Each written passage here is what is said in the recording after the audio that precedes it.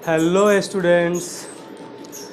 तो बहुत दिनों के बाद फिर से आप लोगों के सामने आ गया हूँ आज। वही फिजिक्स की क्लास स्टार्ट करेंगे हम। सबसे पहले बिना किसी टाइम पास किए डायरेक्ट हमें स्टार्ट ही करते हैं।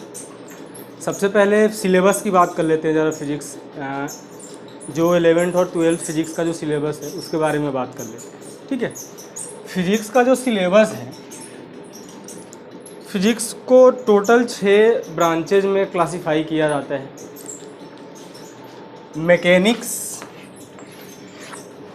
Heat and thermodynamics, waves, optics, electromagnetism and modern physics.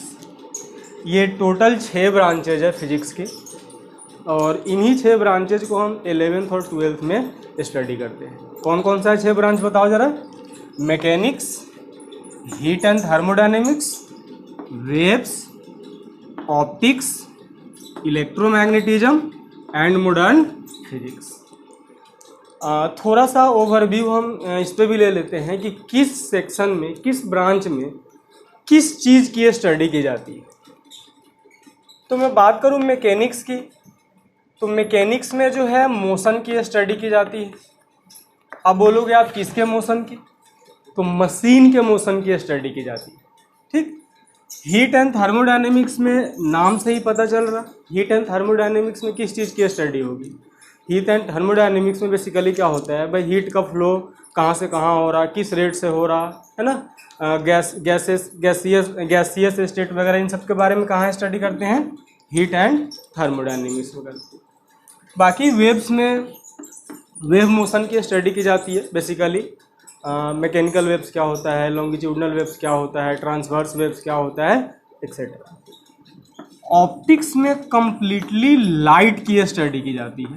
Light एक कॉम्प्लिकेटेड टॉपिक है, और इसके लिए अलग से एक फिजिक्स में ब्रांच बना दिया गया जिसे क्या बोलते हैं, ऑप्टिक्स बोलते हैं। अगर आपसे कोई पूछता है कि ऑप्टिक्स में किसकी स्टडी होती है, तो किसकी स्टडी होती है, लाइट की स्टडी होती है। इलेक्ट्रोमैग्नेटिज्म में जो स्टडी होती है वो होती है चार्ज एंड मैग्नेट के बारे, मैग्नेट की स्टडी होती है। इलेक्ट्रोमैग्नेटिज्म में किसकी स्टडी होती है, चार्ज और मैग्नेट। अब चार्ज और मैग्नेट की स्टडी करने का मतलब क्या हुआ, चार्ज रुका हुआ, चल रहा, यूनिफॉर्म मोशन में है चार्ज कि एक्सेलरेटेड है। ऐसे ही मैग्नेट मोशन में है, रुका हुआ है कि चल रहा है, यानी कि रेस्ट में है कि मोशन में है। तो अब इनसे रिलेटेड भी काफ़ी सारे फिनोमेना हैं। अब सबको मालूम है कि जब चार्ज चलता है तो करंट इलेक्ट्रिसिटी बनाता है, ठीक है। तो इन सब की स्टडी हम कहाँ पे करेंगे, इलेक्ट्रोमैग्नेटिज्म।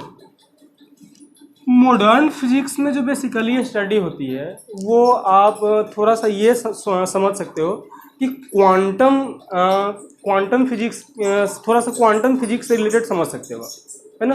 बाकी एटम्स, न्यूक्लियाई वगैरह, इन सब की स्टडी कहाँ होती है, मॉडर्न फिजिक्स में होती है। इसके अंदर हम जैसे कम्युनिकेशन सिस्टम भी मॉडर्न फिजिक्स के अंदर ही आता है, ठीक है। इलेक्ट्रॉनिक डिवाइसेस भी कहाँ आता है, मॉडर्न फिजिक्स के अंदर आता है। तो इन सब की स्टडी हम कहाँ करेंगे, मॉडर्न फिजिक्स में करेंगे। क्लियर। अब बताओ फिजिक्स के कितने ब्रांचेज है, फिजिक्स को कितने पार्ट्स में क्लासिफाई किया गया, 6 पार्ट्स में। कौन कौन सा है, mechanics, heat and thermodynamics, waves, optics, electromagnetism and modern physics. अच्छा, अब इसमें से 3 तो आपको 11th क्लास में पढ़ना है सीबीएसई के अकॉर्डिंग, है ना। हालांकि आईसीएसई का भी ऑलमोस्ट पैटर्न मिलता जुलता है।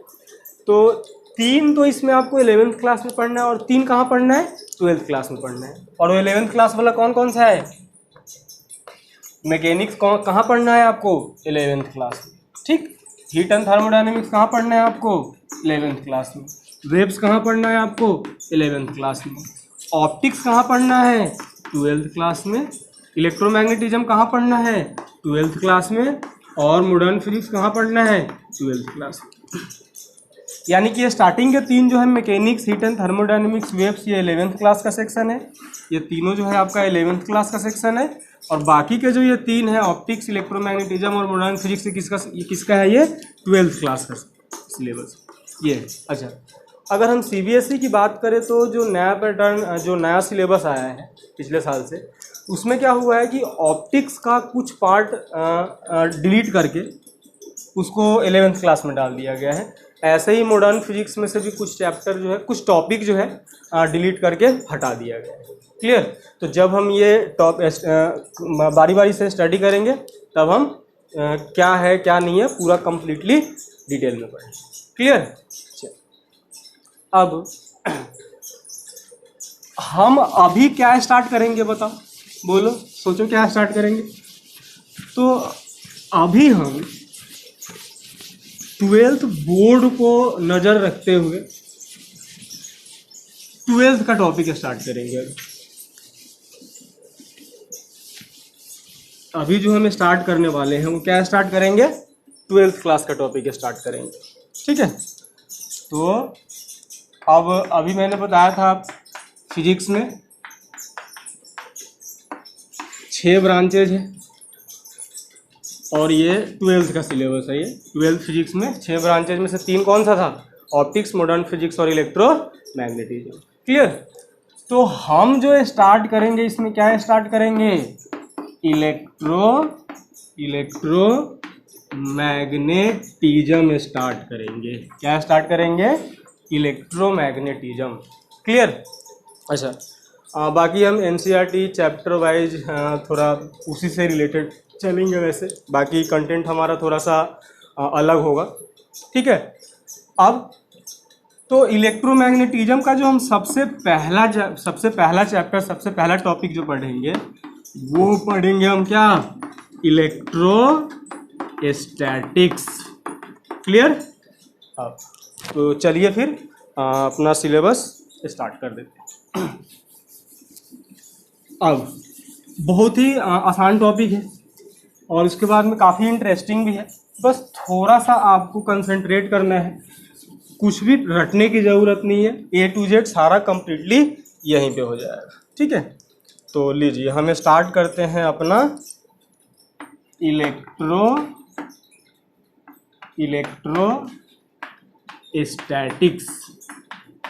बहुत ही आसान टॉपिक है और बहुत ही इंटरेस्टिंग टॉपिक है, कुछ भी रटने की ज़रूरत नहीं है। ठीक है? सॉरी। अब जब आप एक्सपेरिमेंट में वाइवा वगैरह होता है तो उसमें ना कई बार यही पूछा गया है कि इलेक्ट्रोस्टैटिक्स बेसिकली होता क्या, इलेक्ट्रोस्टैटिक्स में क्या स्टडी करते हैं।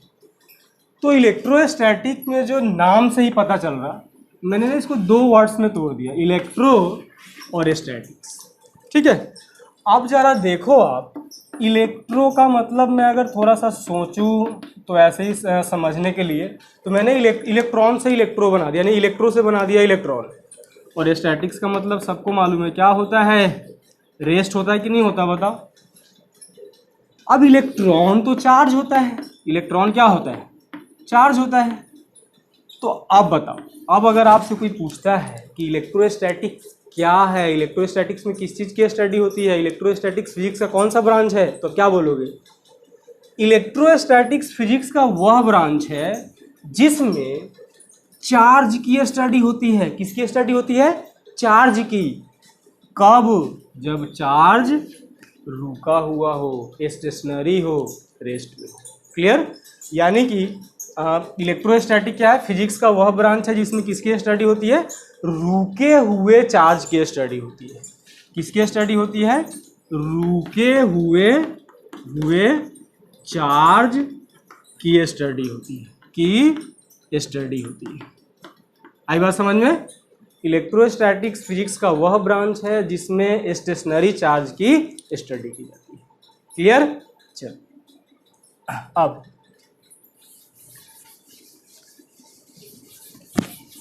अब मैं थोड़ा इसका नोट्स भी, डेफिनेशन भी लिखवा देता हूँ साथ में। यह मैंने बोला इलेक्ट्रोस्टैटिक्स के बारे में, इलेक्ट्रोस्टैटिक्स तो क्या बोला मैंने, the branch of physics which deals with the study of study of stationary charge and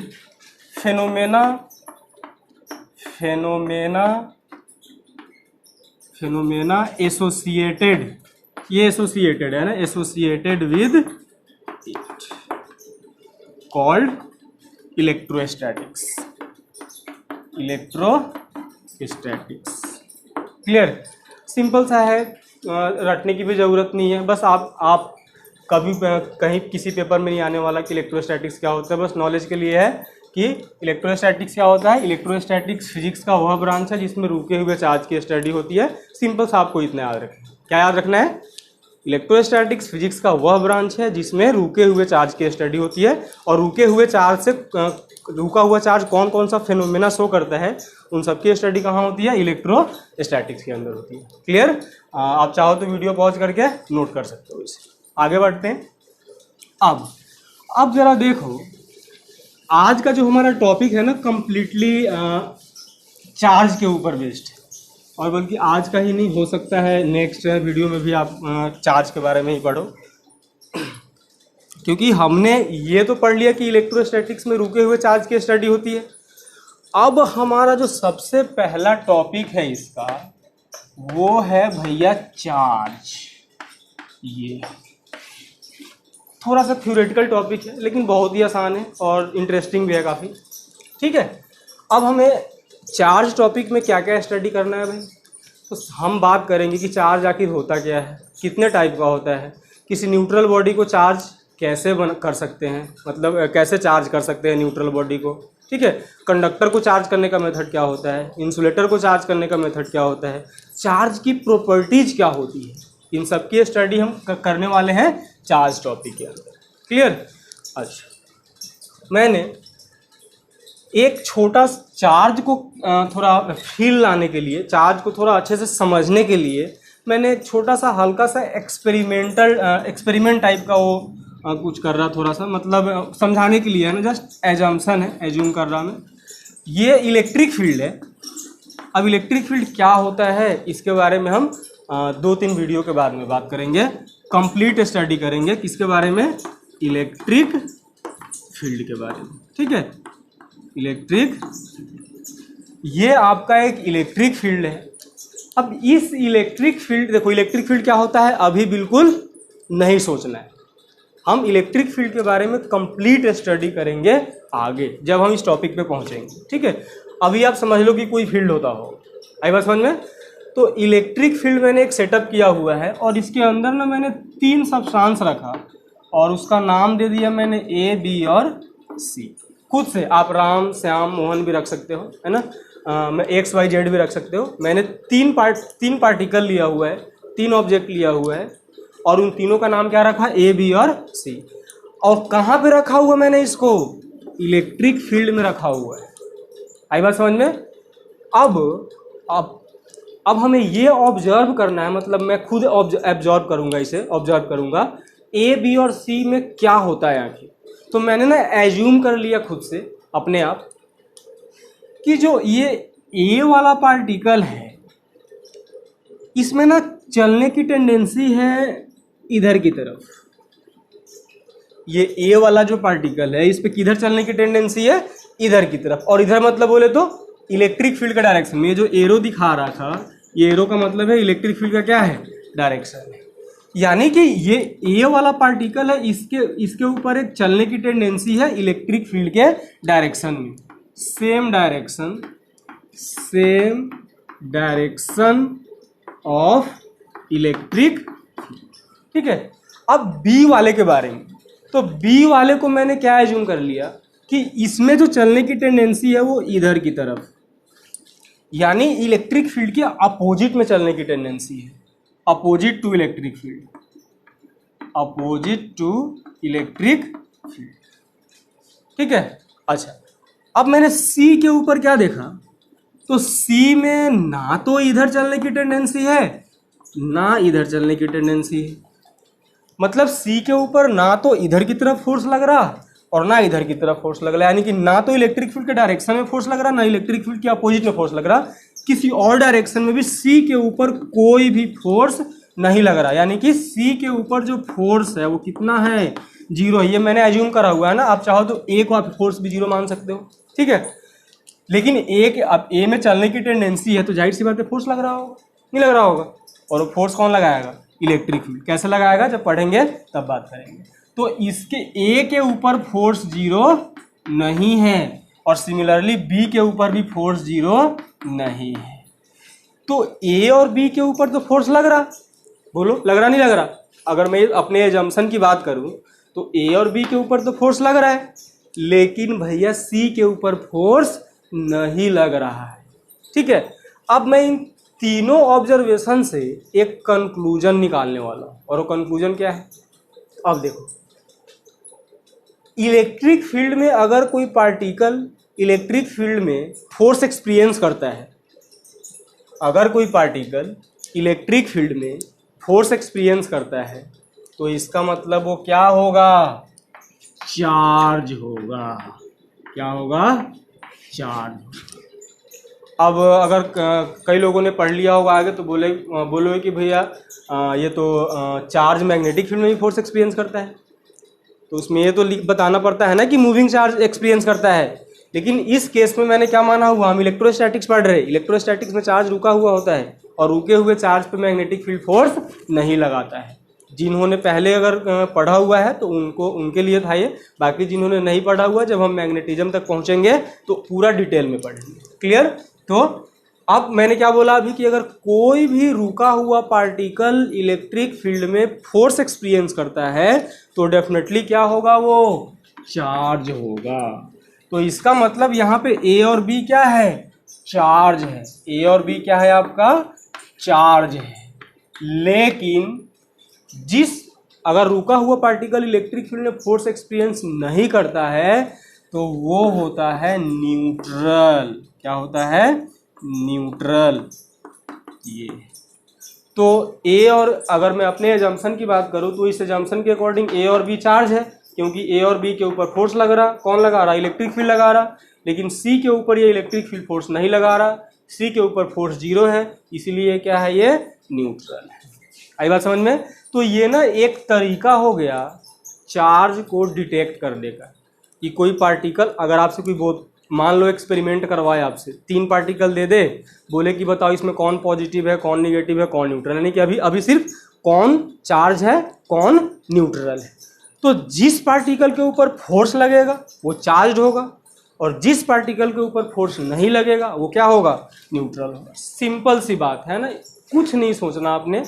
अभी तक हमने जो इस टॉपिक में स्टडी करा है, इसमें आपको क्या सोचना है कि जिस पार्टिकल के ऊपर इलेक्ट्रिक फील्ड में फोर्स लगता है वो चार्ज होता है, और जिस पे फोर्स नहीं लगता है वो क्या होता है, न्यूट्रल होता है। ये कंक्लूजन है इतना एक्सप्लेन करने का, ठीक है। लेकिन अभी भी हमारा जो क्वेश्चन था कि चार्ज क्या होता है, अभी भी वो क्वेश्चन का आंसर हमें नहीं मिला, ठीक है।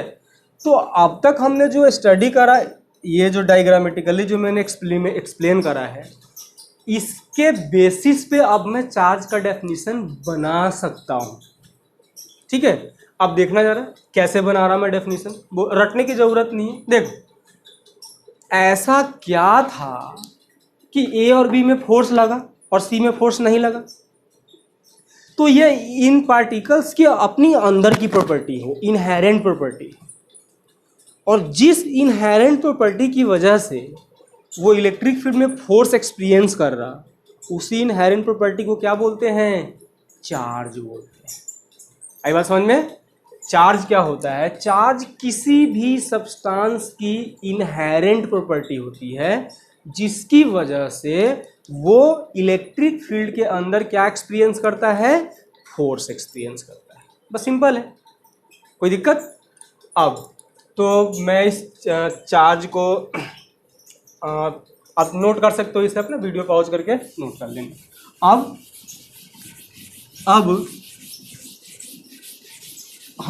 तक जो हमने पढ़ा है इस चार्ज टॉपिक में, अब मैं ज़रा उनको समराइज कर देता हूँ, नोट करके लिख लेते हैं। तो सबसे पहले अब हम बात करते हैं कि चार्ज का डेफिनीशन क्या होगा। तो बोलो क्या होगा, अभी क्या बोला मैंने, चार्ज का डेफिनीशन क्या होता है, चार्ज किसी भी सब्सटेंस की इनहेरेंट प्रॉपर्टी होती है, जिस इनहेरेंट प्रॉपर्टी की वजह से वो इलेक्ट्रिक फील्ड के अंदर क्या एक्सपीरियंस करता है, फोर्स एक्सपीरियंस करता है। आई बात समझ में? तो देखो, the inherent property of a substance by virtue of which it experience interaction force in the region of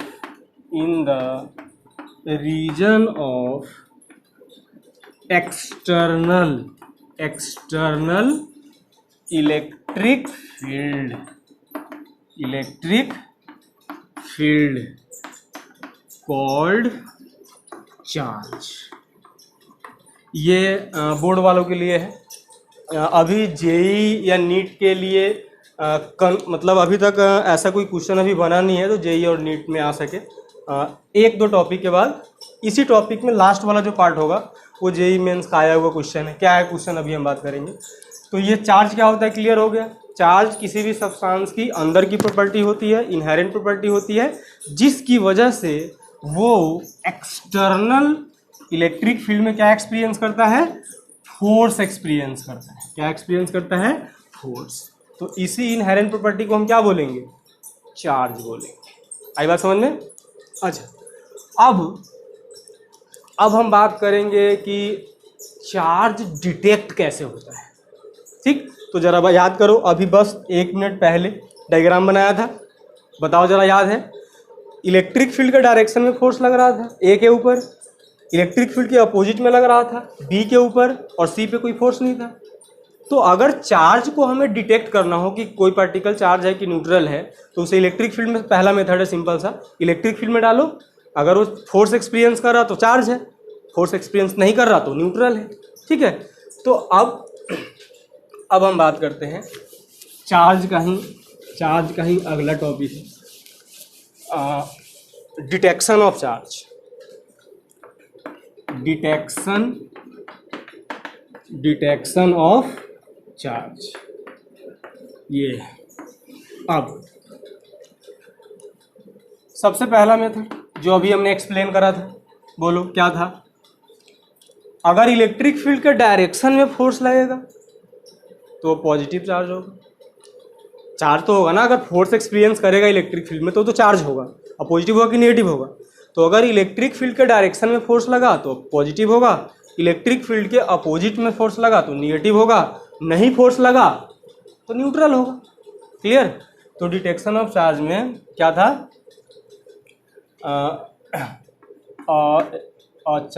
a charged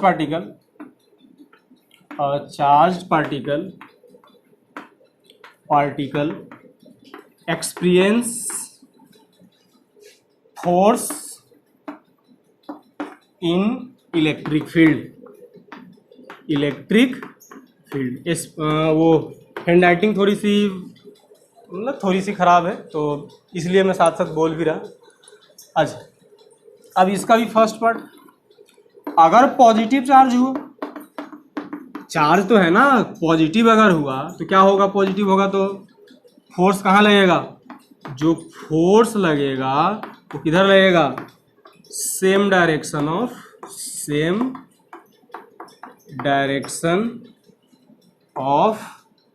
electric field के सेम डायरेक्शन में फोर्स लगेगा तो कौन सा चार्ज होगा, पॉजिटिव चार्ज। इसी का सेकेंड पार्ट है निगेटिव चार्ज।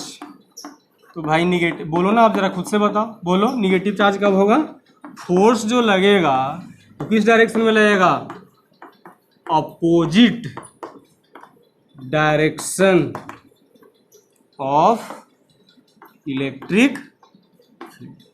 ठीक है। अच्छा, थर्ड वाला न्यूट्रल, बोलो क्या, बोलो न्यूट्रल, तो क्या होगा, नो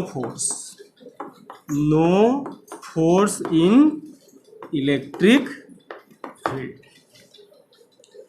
कुछ रटने की जरूरत नहीं है ना, साफ साफ अभी मैंने एक्सप्लेन करा था, उसी एक्सप्लेनेशन को नोट करके लिखा दिया। क्या लिखा है बताओ जरा, कि चार्ज को डिटेक्ट कैसे करेंगे। तो एक सिंपल सा मेथड है पहला वाला, ये जो करके लिखा हुआ हमने, कि अगर चार्ज पार्टिकल है तो चार्ज पार्टिकल जो होता है क्या होता है, charge particle experience force in electric field. कोई भी चार्ज पार्टिकल इलेक्ट्रिक फील्ड में क्या एक्सपीरियंस करता है, फोर्स एक्सपीरियंस करता है। दूसरा, अब फिर हमने बोला कि भाई पॉजिटिव निगेटिव और न्यूट्रल का पता कैसे चलेगा फिर, तो बोला क्या मैंने कि अगर पॉजिटिव चार्ज होगा तो इलेक्ट्रिक फील्ड के सेम डायरेक्शन में फोर्स लगेगा, निगेटिव चार्ज होगा तो इलेक्ट्रिक फील्ड के अपोजिट में फोर्स लगेगा, और अगर न्यूट्रल होगा तो कोई फोर्स नहीं लगेगा। सिंपल सा, क्लियर। अच्छा, इसका जो दूसरा वाला पार्ट है, बी पार्ट जो है, डिटेक्शन ऑफ चार्ज का ही जो बी पार्ट है, डिटेक्शन ऑफ चार्ज का जो बी वाला पार्ट है, ये अगर आप स्टेट वगैरह ना पेपर की तैयारी करोगे बाद में, मतलब जैसे ग्रुप सी वगैरह की, तो इनमें ना क्वेश्चन जो काफ़ी बार आ चुका है। बी वाला पार्ट क्या है कि चार्ज का डिटेक्शन करने का एक इंस्ट्रूमेंट होता है, उसे बोलते हैं electroscope.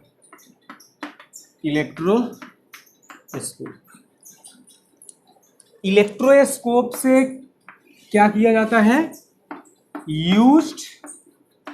used to detect a charged particle।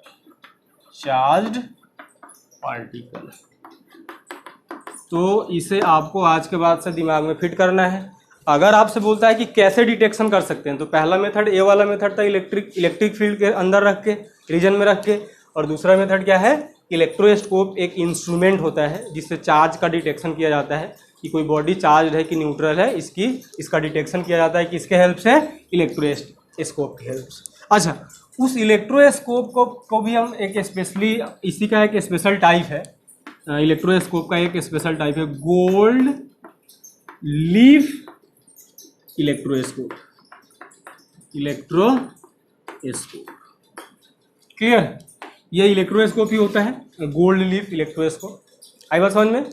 तो चार्ज को डिटेक्ट करने का दो मेथड पढ़ा, दो तरीका। पहला इलेक्ट्रिक फील्ड वाला, अगर कोई पार्टिकल चार्ज है तो इलेक्ट्रिक फील्ड में फोर्स एक्सपीरियंस करेगा।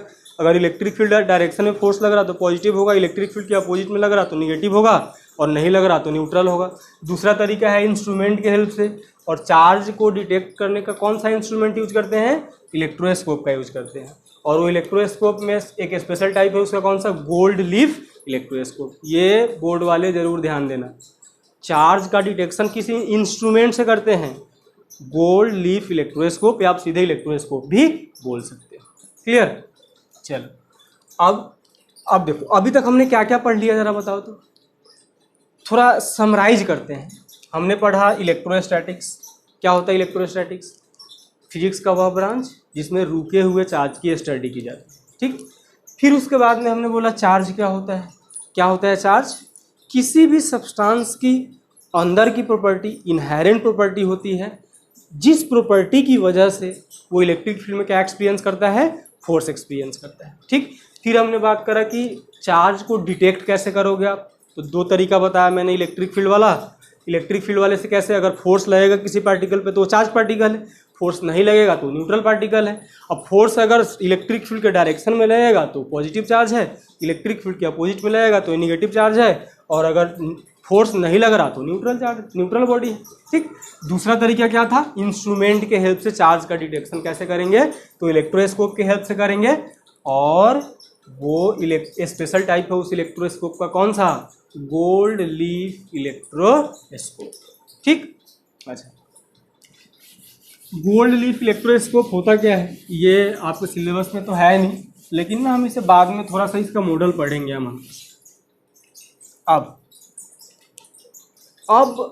ये तो आपने चलो ये भी बता दिया कि चार्ज क्या होता है, इलेक्ट्रोस्टैटिक्स क्या होता है, चार्ज क्या होता है, चार्ज का पता कैसे लगाते हैं। सबको मालूम है कि भाई चार्ज को भी हम बोलते हैं positive charge, negative charge, neutral charge. तो ऐसा क्या होता है कि वो पॉजिटिव होता है या नेगेटिव होता है या न्यूट्रल होता है, ठीक है। और इस टॉपिक को एक्सप्लेन करने के बाद एक छोटा सा क्वेश्चन निकल के आएगा है ना, जो जेई मेंस में काफ़ी पहले पूछा जा चुका है। आपको प्रीवियस ईयर के क्वेश्चंस देखोगे तो उसमें मिल जाएगा। ठीक है, अब वो है क्वेश्चन क्या, वह अभी निकल के आने वाला है। चल, तो अब हम जरा एक्सप्लेन कर लेते हैं types of charge. Types of charge, charge कितने टाइप्स का होता है पूरी दुनिया को मालूम है, सबको मालूम है कि भाई हम क्या बोलते हैं, तो पॉजिटिव चार्ज होगा या निगेटिव चार्ज होगा या फिर क्या होगा, न्यूट्रल। अच्छा, अब देखना जरा, तो अब हम पॉजिटिव चार्ज किसको बोलते हैं, क्यों बोलते हैं, निगेटिव किसको बोलते हैं, क्यों बोलते हैं, ऐसा क्या होता है क्यों निगेटिव होता है, ऐसा क्या होता है उसमें क्यों पॉजिटिव होता है, तीसरा ऐसा क्या होता है कि उसमें न्यूट्रल होता है। कुछ लोगों को पता भी होगा, चलो तो सबको मालूम है। सबसे पहला मैंने लिखा क्या, पॉजिटिव चार्ज, ये यानी अब देखो, एक मैं छोटा सा मॉडल बनाऊंगा।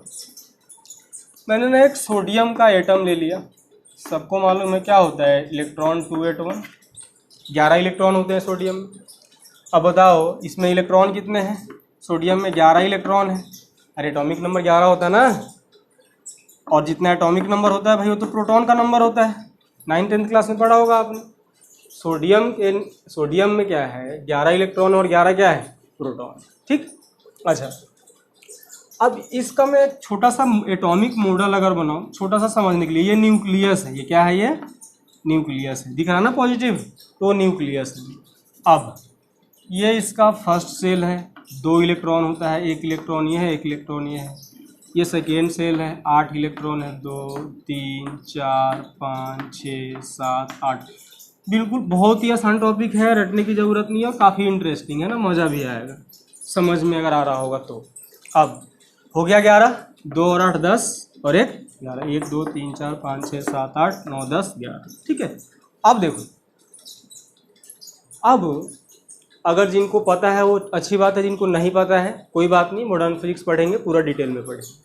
देखो, न्यूट्रॉन और प्रोटॉन हमेशा कहाँ पर होता है, न्यूक्लियस के अंदर होता है भैया। न्यूट्रॉन और प्रोटॉन कहाँ होता है, स्पेलिंग गलत हो सकती है ना, ध्यान देना। न्यूट्रॉन और प्रोटॉन कहाँ होता है, न्यूक्लियस के अंदर होता है। न्यूक्लियस के बाहर कौन होता है, इलेक्ट्रॉन होता है।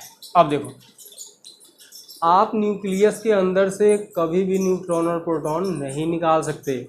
पढ़ा भी होगा 7th 8th 9th क्लास, जहाँ भी पढ़ा होगा कि जब भी कोई केमिकल रिएक्शन होता है, not nuclear reaction, chemical reaction, तो केमिकल रिएक्शन में सिर्फ आउटर इलेक्ट्रॉन पार्टिसिपेट करता है, इनर इलेक्ट्रॉन भी नहीं, आउटर इलेक्ट्रॉन।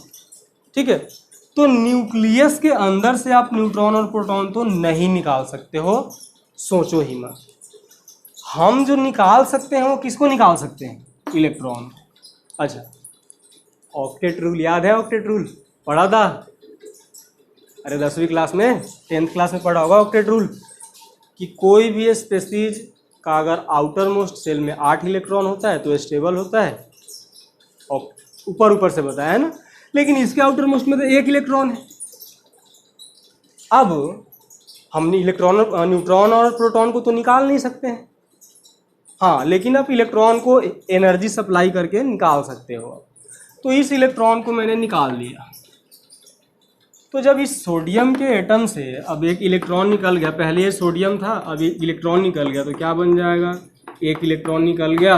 अब जरा सोचो, इसमें तो इलेक्ट्रॉन कितना था, 11, इस सोडियम में इलेक्ट्रॉन कितना है, देखो 8 2 10 से 11। प्रोटॉन कितना था प्रोटॉन 11। इसमें जो इलेक्ट्रॉन है अब कितना बचा भाई, बताना जरा, 10 बचा। अरे बचा 10 इलेक्ट्रॉन, क्योंकि 1 इलेक्ट्रॉन तो निकल चुका है ना, और ये तो मालूम है ना कि जहाँ से इलेक्ट्रॉन निकलता है वो पॉजिटिव हो जाता है। 1 इलेक्ट्रॉन निकला सोडियम से तो ये क्या बन जाएगा, 1 पॉजिटिव। समझाने के लिए है वो, है ना, ऐसे नहीं कि इसको रट लेना। अच्छा, लेकिन अभी मैंने क्या बताया था कि न्यूट्रॉन और प्रोटॉन कहाँ होता है, न्यूक्लियस में होता है, तो उसे तो हम निकाल ही नहीं सकते। तो इसमें प्रोटॉन 11 है, तो इसमें भी कितने प्रोटॉन होंगे, 11 प्रोटॉन होंगे, क्योंकि हम निकाल या ऐड कर सकते हैं electron, not proton and neutron. ठीक, और यही जेई मेंस का क्वेश्चन है जो अभी हम आगे लिखने वाले हैं, जो अभी बोला ये नहीं, इसी से रिलेटेड है। तो अब देखो, अब पॉजिटिव चार्ज क्या होता है, आप जरा करो तो, जरा एनालाइज करो तो क्या होता है पॉजिटिव चार्ज। 11 प्रोटॉन 10 इलेक्ट्रॉन है और ये पॉजिटिव।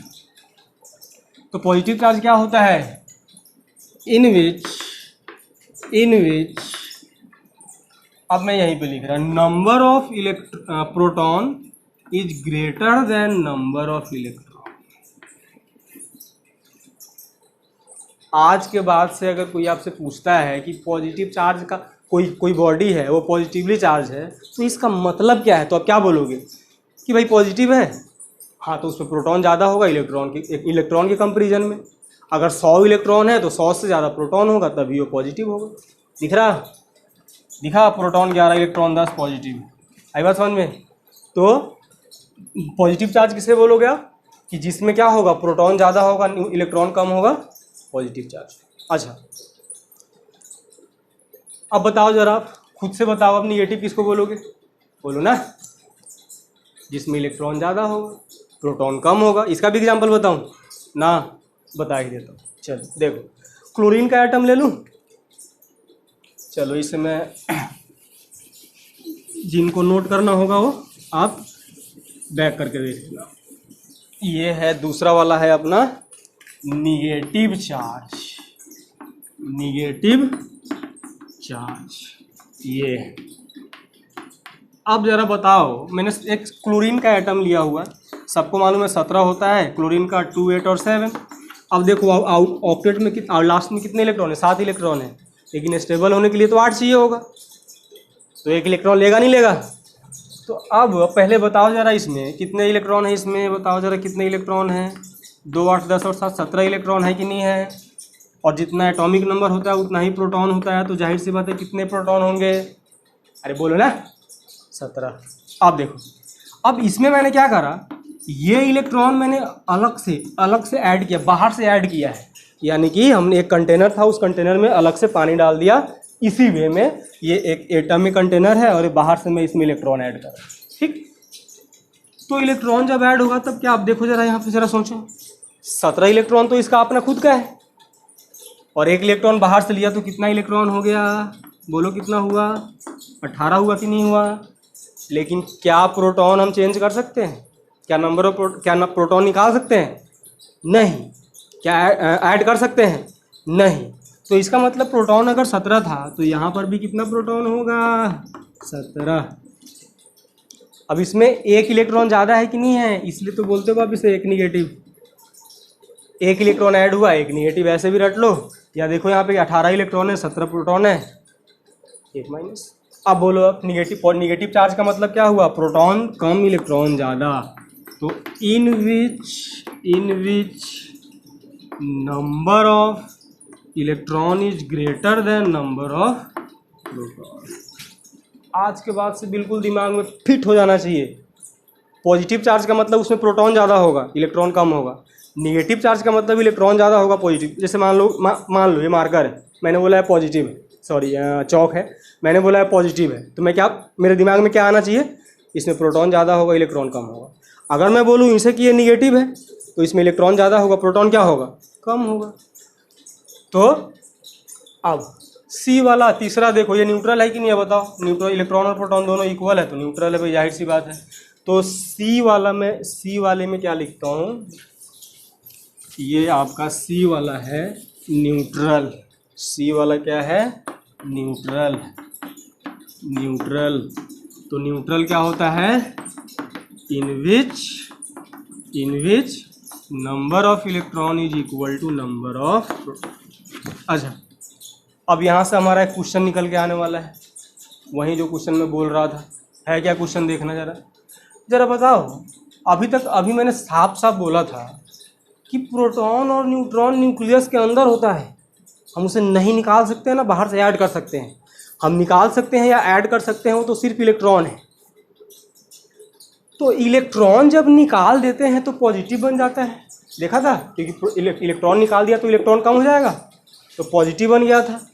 इसमें हमने इलेक्ट्रॉन ऐड किया था, देखो ना, इसमें से ये पॉजिटिव वाले का एग्जाम्पल था, Na+ 1 इलेक्ट्रॉन। इलेक्ट्रॉन निकला या नहीं निकला इलेक्ट्रॉन, तो इलेक्ट्रॉन निकला, पॉजिटिव बन गया।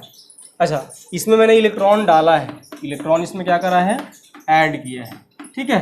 तो इलेक्ट्रॉन ऐड किया तो ये निगेटिव बन गया, इसमें ना डाला ना निकाला, तो ये न्यूट्रल है। अब जरा बताओ भाई, पॉजिटिव में हम इलेक्ट्रॉन निकाल रहे हैं, निगेटिव में हम इलेक्ट्रॉन डाल रहे हैं, क्या इसके अलावा कोई चार्ज होता है? पॉजिटिव निगेटिव के अलावा भी कोई चार्ज होता है? अरे न्यूट्रल तो दोनों इक्वल है ना, तीसरा सुना हुआ कभी भी नहीं सुना हुआ। तो पॉजिटिव बना इलेक्ट्रॉन निकालने से, क्या निकालने से? इलेक्ट्रॉन निकालने से। निगेटिव बना इलेक्ट्रॉन डालने से, क्या डालने से? इलेक्ट्रॉन डालने से। तो दोनों ही केसेस में कौन है रिस्पॉन्सिबल? इलेक्ट्रॉन। और यही तो क्वेश्चन था, which one of the following particle is responsible for charging a body? किसी बॉडी को चार्ज करने के लिए कौन सा पार्टिकल रिस्पॉन्सिबल होता है? तो रटने की ज़रूरत नहीं है, कौन होता है? इलेक्ट्रॉन भैया, नॉट प्रोटॉन। ये मत सोचना कि प्रोटॉन पॉजिटिव होता है तो चार्ज के लिए रिस्पॉन्सिबल है, ना ना ना, क्योंकि प्रोटॉन ना तो हम निकाल सकते हैं ना डाल सकते हैं, निकाल और डाल सकते हैं इलेक्ट्रॉन। तो अगर किसी बॉडी को चार्ज करना होता है तो उस बॉडी को चार्ज करने के लिए सिर्फ और सिर्फ इलेक्ट्रॉन रिस्पॉन्सिबल है, इलेक्ट्रॉन के अलावा और कोई रिस्पॉन्सिबल नहीं है। आई बात समझ में? पॉजिटिव चार्ज क्या होता है? जिसमें प्रोटॉन ज़्यादा इलेक्ट्रॉन कम। निगेटिव क्या होता है? जिसमें इलेक्ट्रॉन ज़्यादा प्रोटॉन कम। न्यूट्रल कौन होता है? जिसमें इलेक्ट्रॉन और प्रोटॉन इक्वल हो जाए। और जो हमारा नोट करके लिखने वाले जो हैं हम अभी, और जिसको बोला मैंने कि आया हुआ क्वेश्चन है, ये आप प्रीवियस ईयर क्वेश्चन देख लेना, बहुत पहले का आया हुआ है, अब इतना आसान क्वेश्चन आता भी नहीं है, हालांकि ये थोड़ा सा कॉन्सेप्चुअल क्वेश्चन था। नोट करके, नोट क्या? नोट। ओनली इलेक्ट्रॉन्स, भैया क्या? इलेक्ट्रॉन्स, मार्क कर लेना, only electrons are responsible for charging a neutral body. और एक काम करता हूँ, मैं इसी को ए कर देता हूँ और इसी को बी कर देता हूँ। प्रोटॉन्स, न्यूट्रॉन तो वैसे भी न्यूट्रल होता है, तो मैं सीधे प्रोटॉन की बात कर रहा, ठीक है। न्यूट्रॉन सबको मालूम है न्यूट्रल होता है, तो protons are not responsible for charging a neutral body. Clear? अरे खुद सोचो ना भाई, प्रोटॉन कहाँ है? न्यूक्लियस के अंदर। ना तो प्रोटॉन निकल रहा है, ना प्रोटॉन इन कर रहा, ना तो आउट हो रहा ना इन हो रहा, सिर्फ इलेक्ट्रॉन बाहर निकल रहा है, इलेक्ट्रॉन अंदर जा रहा है। तो इसका मतलब चार्ज के लिए सिर्फ और सिर्फ कौन रिस्पॉन्सिबल है? इलेक्ट्रॉन। सोचने वाली बात है? नहीं है, बात खत्म। अब हमने ये पढ़ लिया चार्ज, इलेक्ट्रोस्टैटिक्स फिजिक्स का वह ब्रांच जिसमें रुके हुए चार्ज की स्टडी होती है। दूसरा मैंने क्या बोला? चार्ज क्या होता है? किसी भी सब्सटेंस की अंदर की प्रॉपर्टी होती है, जिस प्रॉपर्टी की वजह से वो इलेक्ट्रिक फील्ड में फोर्स एक्सपीरियंस करता है। फिर हमने पढ़ा चार्ज को डिटेक्ट कैसे करते हैं। मैंने दो तरीका बताया था, एक इलेक्ट्रिक फील्ड वाला, दूसरा इलेक्ट्रोस्कोप वाला। अगर इलेक्ट्रिक फील्ड में फोर्स लगता है तो चार्ज है, नहीं लगता है न्यूट्रल है। इलेक्ट्रिक फील्ड के सेम डायरेक्शन में चार्ज फोर्स लगेगा, पॉजिटिव है अपोजिट में लगेगा, निगेटिव है नहीं लगेगा, न्यूट्रल है। इलेक्ट्रोस्कोप से कौन पॉजिटिव है कौन निगेटिव है एक्सपेरिमेंटली डिटेक्ट करते हैं, इंस्ट्रूमेंट होता है इलेक्ट्रोस्कोप, उसके हेल्प से स्टडी करते हैं, डिटेक्ट करते हैं। फिर उसके बाद में हमने क्या पढ़ा कि भाई चार्ज कितने टाइप का होता है। तो मैंने क्लासीफाई करा 3, पॉजिटिव निगेटिव न्यूट्रल। पॉजिटिव क्या होता है? जिसमें प्रोटॉन ज़्यादा होता है, इलेक्ट्रॉन कम होता है। निगेटिव क्या होता है? जिसमें इलेक्ट्रॉन ज़्यादा होता है, प्रोटॉन क्या होता है। न्यूट्रल क्या होता है? दोनों इक्वल होते हैं। तो दोनों मतलब प्रोटॉन और इलेक्ट्रॉन। अब उसके बाद में मैंने नोट करके लिखाया, क्या नोट करके लिखाया? देखो, ओनली इलेक्ट्रॉन्स आर रिस्पॉन्सिबल, सिर्फ इलेक्ट्रॉन्स रिस्पॉन्सिबल है किसी न्यूट्रल बॉडी को चार्ज करने के लिए, not proton and neutrons. Neutrons के बारे में तो सोचना भी नहीं है क्योंकि न्यूट्रल होता है। तो प्रोटॉन न्यूक्लियस के अंदर होता है, वो चार्ज करने के लिए रिस्पॉन्सिबल नहीं होता। क्लियर? यहाँ तक कोई डाउट? कोई दिक्कत नहीं, आगे बढ़े, पक्का। चल अब हम आगे क्या बात करते हैं। ये तो हमने पढ़ लिया चार्ज कितने टाइप का होता है, चार्ज क्या होता है। अब हम बात करेंगे चार्ज बनाते कैसे हैं। चार्ज यानी कि कोई न्यूट्रल बॉडी है और उस आपको, चलो लैब में गए आप लैब में आपको कोई कंडक्टर या कोई इंसुलेटर जो भी था दे दिया और एग्जामिनर बोल रहा क्या, ये लैब टेक्नीशियन क्या बोल रहा आपसे कि इस न्यूट्रल को आप चार्ज करके दिखो, चार्ज करो इस न्यूट्रल को। अब ऐसा नहीं कि आपको चार्जर मिलेगा आपने उसमें लगा दिया चार्ज कर दिया, नहीं, ठीक है। तो हमारा अगला हेडिंग है मेथड्स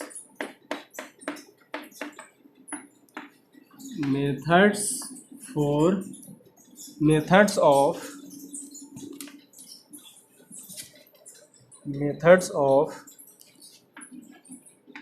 चार्जिंग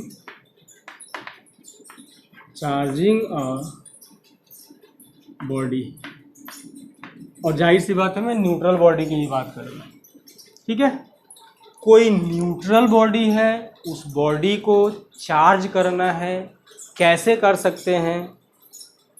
और ये बोर्ड वाले जितने भी स्टूडेंट होंगे जो अगले साल बोर्ड का पेपर देंगे, उनके लिए ये topic very very important, mark कर लेना। Methods of charging a body, neutral body. किसी न्यूट्रल बॉडी को चार्ज कैसे करेंगे। 3 मेथड होता है जनरली, है ना। कितने मेथड्स होते हैं, 3 मेथड्स होता है। और वो मेथड कौन कौन सा है, बाई रबिंग। अभी मैं पूरा इसको एक्सप्लेन करूंगा, है ना, और बिल्कुल अच्छे तरीके से एक्सप्लेन करूंगा। By rubbing. दूसरा मेथड है आपका बाई कंडक्शन। कौन सा, बाई कंडक्शन। और सी वाला मेथड है आपका बाई इंडक्शन। ठीक, आई बात समझ में। यानी कि किसी भी न्यूट्रल बॉडी को अगर आपको चार्ज करना है तो तीनों में से कोई तरीका अपना सकते हो। अब ध्यान देने वाली बात है, ऐसा नहीं कि किसी भी मेथड को किसी पे अप्लाई कर दिया ना भाई। इनमें से कुछ मेथड है जिसको टच करेंगे, छू के चार्ज करेंगे। कुछ मेथड है बिना छुए चार्ज करेंगे, बिना टचिंग के चार्ज करेंगे। इनमें से कुछ मेथड ऐसा है जो सिर्फ इंसुलेटर के लिए लागू होता है, कुछ ऐसा है जो कंडक्टर के लिए लागू होता है, मतलब अलग अलग है। क्लियर। तो अभी मैंने ओवरव्यू दिया हुआ कि किसी न्यूट्रल बॉडी को 3 तरीके से चार्ज कर सकते हैं, बाई रबिंग, बाई कंडक्शन और बाई इंडक्शन। ठीक है। और ये टॉपिक जो है बोर्ड के लिए वेरी वेरी इम्पोर्टेंट है। बहुत सारे क्वेश्चंस आते हैं, थ्योरेटिकल क्वेश्चंस आते हैं, न्यूमेरिकल भी अब यहाँ से स्टार्ट हो जाएगा भाई, है ना। तो अब ये जो टॉपिक है तीनों कब पढ़ेंगे बताओ। ये पढ़ेंगे हम नेक्स्ट वीडियो। क्लियर। इन तीनों के बारे में कंप्लीट स्टडी करेंगे हम नेक्स्ट। ठीक है। अच्छा, अब कुछ बातें हैं जो मैं आपको बता देता हूँ। इन जो भी मतलब हमने टॉपिक पढ़ा है अभी, और जिन्होंने नोट कर लिया अच्छी बात है। ये तो जो मेन या मतलब नोट तो मैंने सारे ही बोर्ड पे लिखवा दिए थे। बाकी इन सबका आपको स्टडी मटेरियल जो है ये कहाँ मिलेगा आपको। हमारी वेबसाइट पे जाइए, मैं लिंक डिस्क्रिप्शन में दूंगा।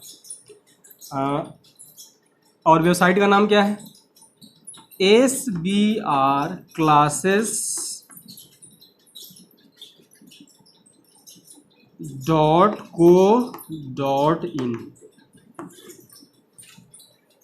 यहाँ पे जाइए।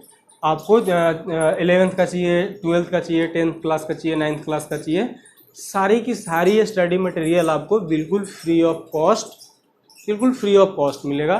और ये जो वीडियो आप यहाँ देख रहे हैं, आप चाहो तो आप इस वेबसाइट पे जाके लॉगिन आईडी वगैरह बनाओ आप, और फिर अपना आराम से वहीं पे इस वीडियो को देखो। वहीं पे प्रैक्टिस के लिए क्वेश्चन भी मिलेगा आपको। बोर्ड क्वेश्चंस की, बोर्ड का क्वेश्चन है, सॉल्व क्वेश्चन होगा वो अलग है।